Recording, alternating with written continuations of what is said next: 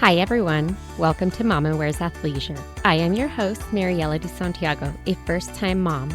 We focus on all things mom with tips to help make life easier and more organized for all you mamas out there.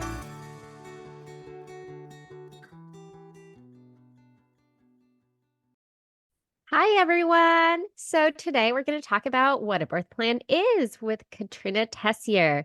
So I am really excited for this topic because I actually didn't even know what a birth plan was.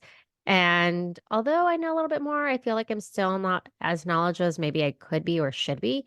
Thanks for having me. My name's Katrina. I'm a birth doula and childbirth educator here in Winnipeg, Canada. And doing birth plans is definitely something I work with all my clients. That's what we do. Kind of usually our first session is talk about birth plans. And so obviously I feel they are important. Sometimes people will say like, oh, don't even bother making a birth plan. There's no point in making a birth plan. It's not going to go to plan. So don't even bother making a birth plan. And I still want you to make a birth plan. So I'm going to talk about why I still want you to make a birth plan, even if it doesn't go to plan too. And it's funny. I was actually just talking with someone kind of about this actually this past week. And I like to almost think of it as like a birth menu instead of a birth plan. I like that. That, it's like if you have a favorite restaurant and you have one thing on that menu that you're like, that's my favorite dish. That's the thing I want. I'm going to go to that restaurant. I'm going to get that one thing. It's going to be awesome. Can't wait. And then you get there and they're out of that thing. And okay, I don't have their favorite spaghetti or whatever, right?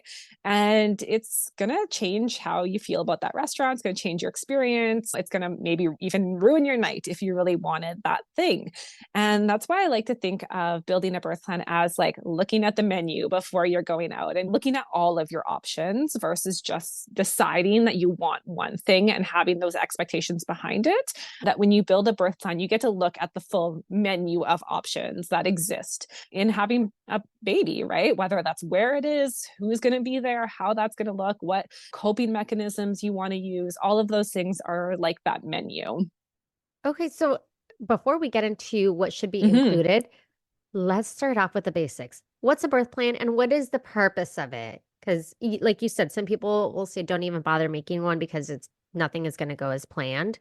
Mm-hmm. What's the purpose of this? Yeah. So, when we look at it, especially when we look at it as more of like that menu versus that idea of a plan, that it's helping you know, even first of all, know what your options are, right? Because some people don't even realize there's more options than an epidural, right? Like there are other even medicated pain options out there. There are other options to help with pain that aren't medicated. There's different places you can give birth. All of those things are part of that birth plan so that you like even if you are going to have a birth in the hospital with medication, with all these things, that you realize that there are other options available, that those are the options you're choosing, that there are maybe even things you can ask your doctor about if you're concerned about certain things. You're like, oh, yeah, I saw that these options were available. And I think that's one of the biggest things when you're wanting to have like more of an informed birth experience where you're wanting to be part of your birth, right? Where I feel like some people are like, well, I'll just show up to the hospital, have a baby. That's it. Right? That it's like you get to have choices in that birth. And that's kind of the initial starting point of why you would want a birth plan is to recognize that you do have choices. So then what should be included in this? Yeah. So, especially if you look on the internet and look up birth plans and look at all these things, you can find a very wide variety. Some of them are almost like books, like 5, 6, 7 pages of a birth plan. Some of them are just checklists. And I think the kind of most important things that you want to have, if you want to really just scale it down, like what are the things that should be there, are things like who's going to be at your birth. So even listing who your partner is, if that's your husband or boyfriend or spouse or whoever that is, having their name, having family maybe that you want there, what time you want to go to wherever it is that you're going to give birth if it's not at your house, thinking about those options, what things you maybe want to bring with you, different things that could be even environmental. Like, do you want certain lighting? Do you want music? Do you want touch? Do you want massage? Right? Creating kind of that full spectrum of like, what do you want that experience to look like outside of just the basics of showing up and having a baby, right? And then thinking about things that you're comfortable with, especially if you're having a medicated birth, that you're comfortable with in a medical setting. Are there things you want to avoid? Are there things you want right away? Those things help kind of communicate and give you sort of an outline of your expectations within the birth setting, especially when you're working with staff, that it's kind of like, here is where I'm comfortable. Maybe ask me beyond these things. These are my goals, the things I want, the things I don't want. You can kind of set that so when you're actually in the throes of labor, you're not trying to explain that to somebody. I love all that. I love that it does kind of just lay out like what your goals are. So then what should be left out? Because again, not everything goes as planned, but what are some very clear things that are really not going to be able to fit in a birth plan? Yeah. And I think, like, in theory, you could fit whatever you want in a birth plan. You could have a 10-page birth plan if you want. But I think, especially when you are kind of trying to share this plan with people within your birth space, if you can keep it short and simple, that's going to help things be more likely to happen that way, right? If we come in with this 10-page birth plan and you hand that to the nurse, it's going to be like, yeah, good luck, right? But if you can have something that's really like, what is the most important things to you? And like, I can't even say that, right? I can't even say what is the most important thing to you? What is the most important thing to someone else? But I think trying to scale it down so it is the most important things to you. If that is in music, if that is medication, if that is don't have students or whatever those things are, kind of try and scale it down as much as possible to maybe the top 10 most important things in your birth versus, yeah, maybe I would like this specific snack or this specific drink, or I want this song playing when the baby comes out. Sometimes thinking of those things of like what actually really matters, what things will affect your experience as well, right? If these things don't happen or do happen, especially without consent, that you're like, I've kind of created these goals. And if those things don't happen, it may bother me. Make sure those things are communicated, kind of put those core things in your birth plan. And those are things that when you build that birth plan, you'll recognize, right? Like thinking about, even if you make a plan that's 2 pages long, what things can you take out now, right? Which things are less important to you that if those things don't happen in your birth, will be okay still, won't affect you too much, maybe won't upset you, or that you won't have to kind of decompress or process those things if they don't happen. Hey mamas, are you someone who's 35 plus and struggled with fertility, endured a miscarriage, experienced heartbreaking fostering or adoption challenges, or were perhaps flat out told by a doctor that you will never conceive naturally, and despite the odds, eventually found your happy ending by becoming a mama? Join us as we lean in advanced maternal age topics like geriatric celebrity mamas and how they conceived, birth stories, experiencing loss, finding mom friends in your 40s, being a mompreneur, and all the things our listeners want us to share. So find us, Geriatric Mamas, on your favorite podcast platform. Tune in and send us your journey to advanced maternal age motherhood. We would love to feature your story on a future Geriatric Mamas episode. And I feel like you kind of have already mentioned what some of the benefits are. Would you mind elaborating a little bit more? Like, what are the benefits to having a birth plan, not only for the mom, but for the family in this case, right? The partner and the mom.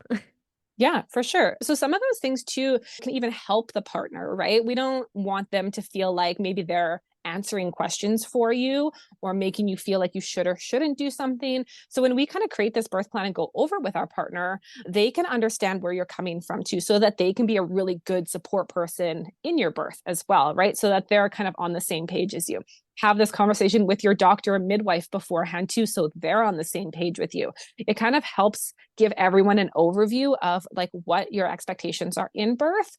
And I think the other thing too is that you get to feel like you're part of it, because you should, right? Like this is something that's happening not to you, but like you are involved in it. You get to make choices. It's not just like, oh, I have a baby, whatever. I'm not part of that process, because, that's when we think about things like birth trauma, people feel separated from the birth experience, that they don't feel like that they're part of it, that something is just essentially happening to them. And that can cause postpartum issues later, right? That can cause postpartum depression, anxiety, because you feel like parts of that was taken away from you. So kind of keeping you in control of that experience as much as possible. Such a valid point that I guess a lot of people wouldn't really think about, like how certain things can affect like your postpartum if it didn't go a certain way or you were left out or whatever it may be. Are there any downsides to having a birth plan aside from the very obvious, it may not go exactly how you want it to go. Totally. And that's kind of even to the same concept, right? Like in that postpartum, that you can feel upset that it didn't go to plan.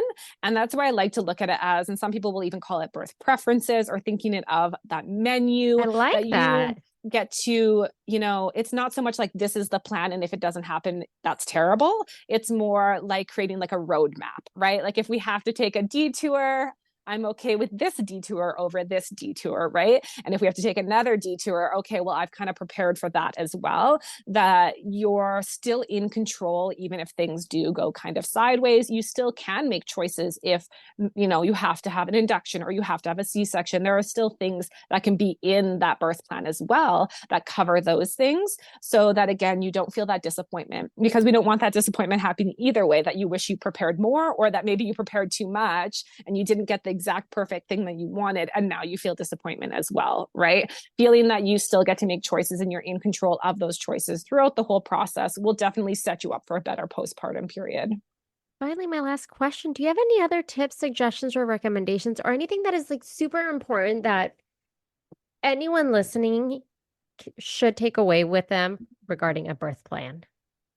Yeah, I think everyone should make one. Like, just do it. Like, just have fun with it. Again, don't set super hard expectations on it. But like, I think the thing that I find a lot of times when we go through that birth plan building process is people are like, I didn't realize I could do that. I didn't realize I can ask that. I didn't realize I could wait on that, or even why do we do that? Why is that on there? Right. That, like, look at it with curiosity, right? Like, explore what your options are, that it doesn't have to just go like this. It doesn't have to go like how your cousins went, because that's the only birth story you've heard, that we a lot of times just consume information through friends, through social media, that you're like, well, everyone I know had a baby in this fashion, so I'm just going to do it that way. That when we create a birth plan, we get to actually explore, what do we actually want? What would you like to try? Even if it is just hey, I would like this to be my first option. I would like to try these things on my birth plan. And if it doesn't happen, that's cool, whatever. I know what else my options are from there. But it gives you just that ability to explore the birth process that I feel like, is really a fun part of it. Do you happen to have any links or recommended sites where somebody can go and learn a little bit more about how to create a birth plan?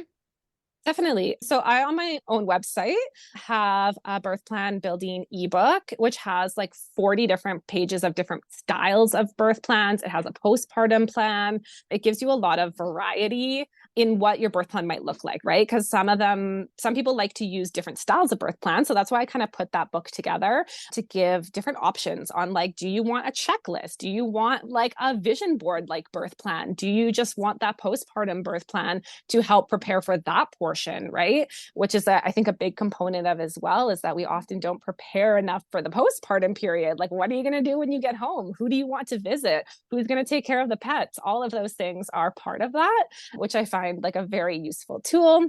And then obviously, besides my book, there is things like Pinterest, Etsy, all of those do have great options as well, kind of finding the one that you like. Well, thank you so much. I will have all of this linked in my show notes. So for anyone listening that wants to reach out or check out your website and learn a little bit more about that ebook, they can, just from show notes, as well as your Instagram. So Katrina, thank you so much. I really appreciate you coming on and sharing more about a birth plan, because like I said, I myself didn't really know very much about it. And now I feel like I know a lot more about it than I did before. But you just hear so much about it, and it's kind of like you have to pick and choose like what works for you. And after having my baby, it was a birth plan didn't really apply to me because he was already born. So For the next one. yes, now I know for the next one, and definitely know so many things that will be doing different, like what you mentioned, preparing for postpartum. Definitely. Well, thank you so much for having me. Thank you for listening. Tune in next week for our next episode. You can find us on Instagram for more updates and tips. Be sure to subscribe wherever you listen to your podcasts and give us a review if you like us.